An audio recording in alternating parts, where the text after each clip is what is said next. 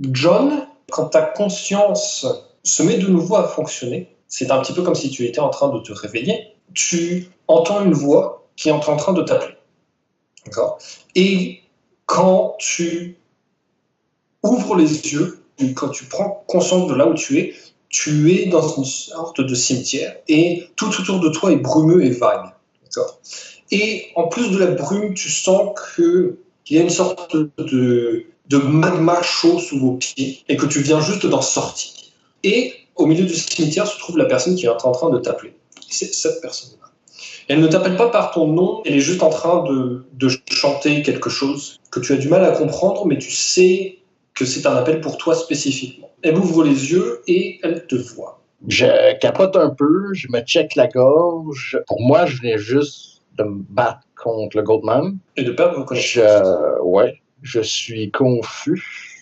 Je viens de sortir du magma, tu dis? Tu as cette sensation que tu viens de sortir, tu viens de t'extirper, en fait, comme si tu faisais partie du magma jusqu'à ce moment-là et que là, tu viens d'en être tiré par la voix qui t'appelle. Je vais demander à Mme Connors si Nicolas va bien. Je ne sais pas qui c'est.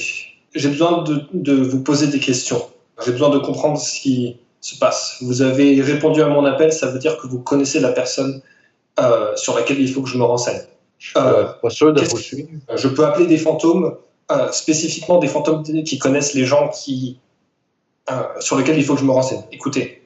Les fantômes? Oui, vous êtes mort. Elle tend la main comme si elle voulait te tapoter l'épaule, mais puis elle se reprend et... Elle passe à travers. Elle te touche pas, donc t'as pas l'opportunité de voir ça. Il faut que vous me disiez tout ce que vous savez sur le docteur de Ronaya. Mais pourquoi?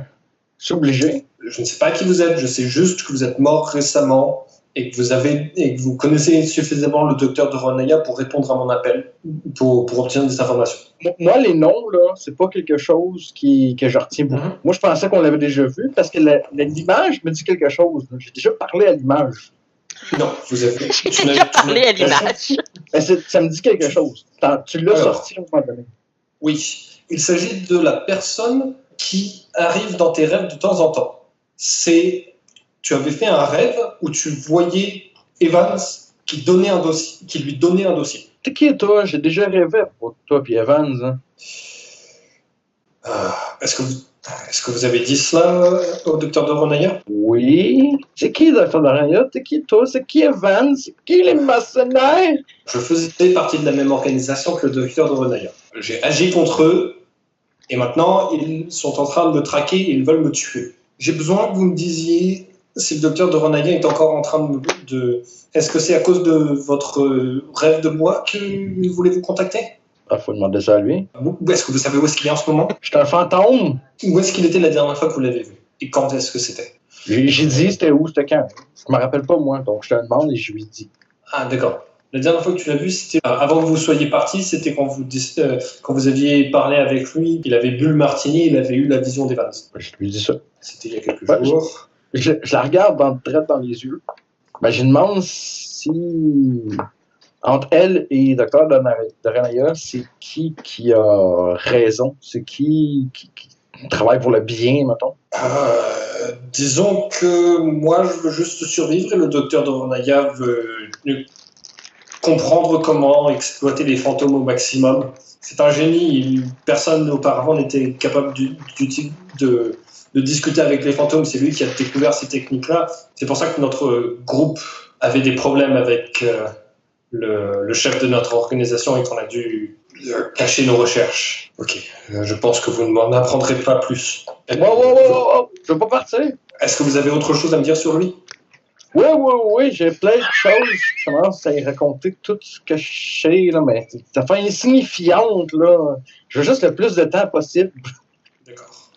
Tu es en train de continuer de lui en parler. Tu continues, et puis il y a un moment où tu sens quelque chose qui est en train de te tirer. Et avant même que tu aies pu réagir, tu ouvres les yeux. Et tu es dans une morgue. Et le docteur de Ronaya se tient au-dessus de ton corps. Tu es complètement nu. Et lui, il a ses deux mains qui sont posées sur ton cœur et sur ton front. D'accord? Et tu ouvres les yeux et tu arrives à aspirer de l'air et tu es de retour dans ton corps. Oh! Bienvenue parmi les vivants. Je regarde un peu ce qui se passe. Un dîner en premier, peut-être? J'aurais bien aimé, mais vous n'étiez pas capable de bouger suffisamment pour cela. Oui, c'est une joke. Qu'est-ce qui se passe? Je suis où? Ne vous inquiétez pas, vous êtes mort.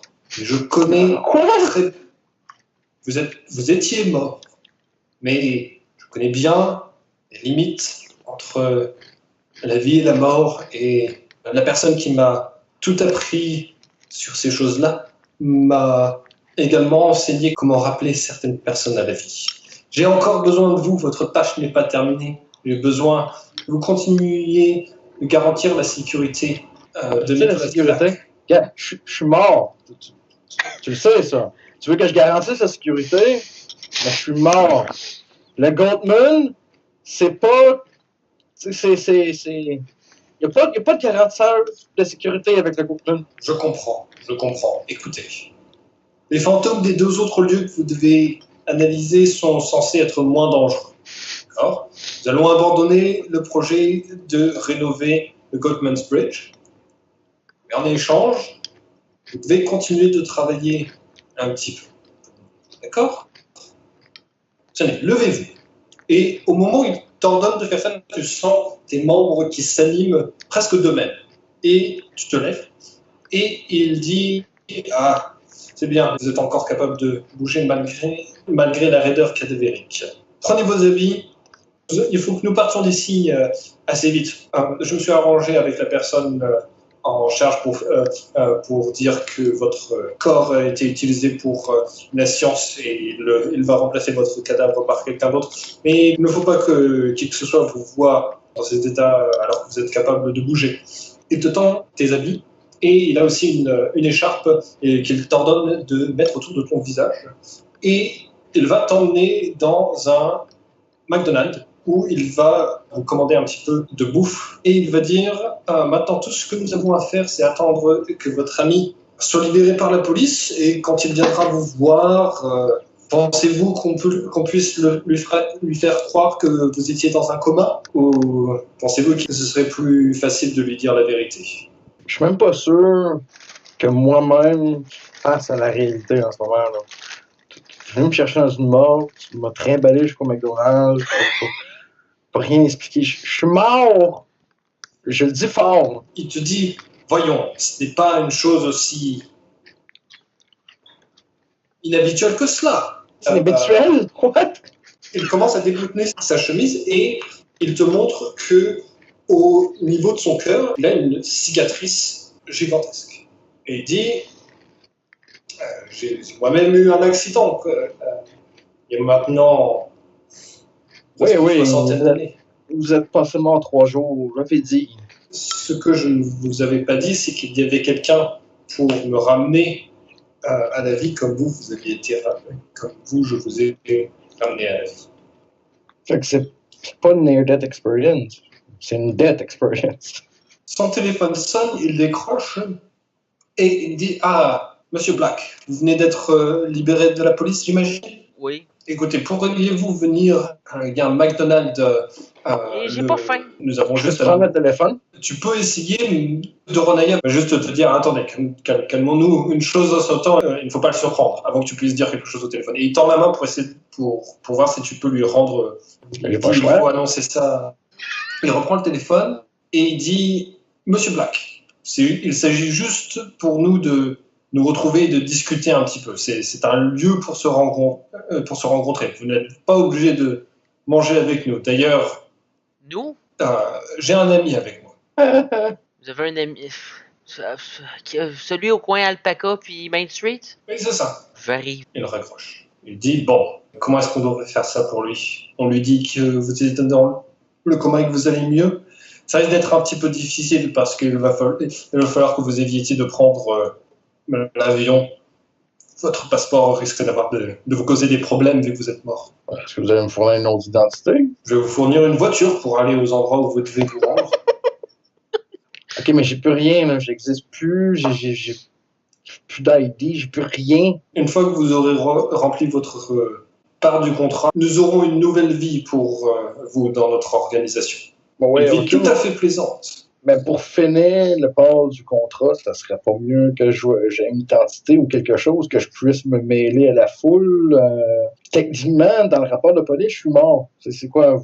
Ils vont voir moi se promener ces caméras ou partout, les CCTV. Je vais pas trafiquer ça un peu?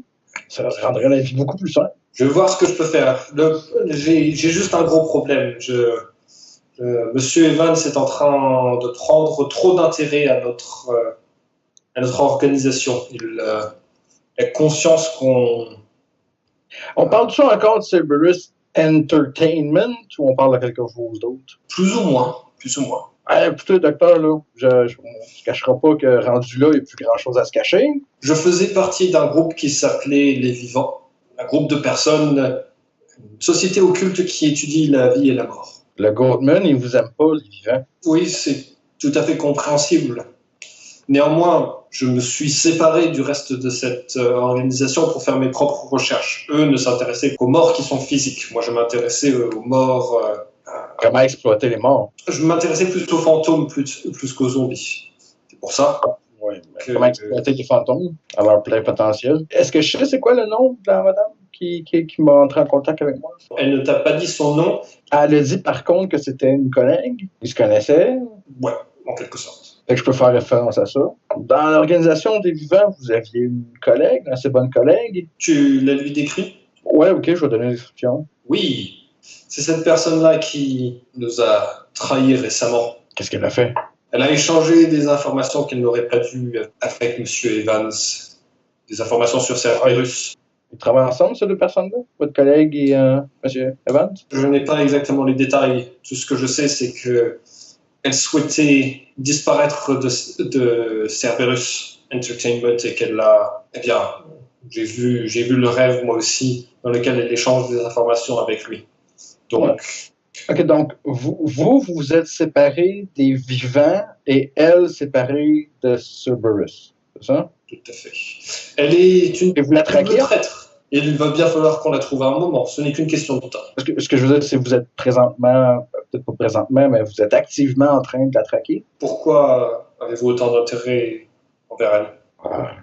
Elle est rentrée en contact avec moi pour me poser des questions sur vous. C'est à ce moment-là que Nicholas Black arrive dans le McDonald's. Et toi, tu as encore ton foulard qui cache une partie de ton visage, même si tu l'avais enlevé si tu voulais manger quelque chose. Attends, je peux manger? Oui. Tout mon corps fonctionne. Tu n'as pas faim, mais tu peux manger. Mais si je mange, je suis pas obligé, exemple, de me faire vomir. Mon corps fonctionne. Ton corps va digérer les choses, mais tu n'as pas besoin. Tu n'as pas besoin. Tu n'en as pas besoin pour te mouvoir. Parfait. Nicolas rentre dans le McDonald's et tu vois le docteur de Ronaya qui est assis de manière à te voir arriver. Il est avec quelqu'un qui est assis en face de lui qui te tourne le dos. Les deux peuvent voir que j'ai une démarche un peu lente, éteinte. Je fais juste regarder le docteur, puis je me traîne les pieds vers lui, puis je m'assieds à côté de la personne en face de lui, genre en le poussant un peu.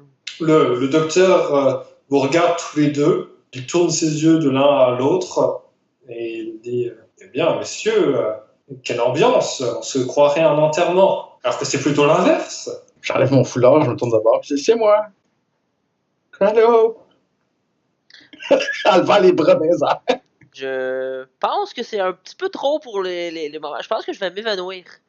Ok. Juste comme m'affaisser sur la table, mais pas endormi, mais évanoui. Doranaya va dire « Ah non, je peux en faire un aujourd'hui, mais pas deux. »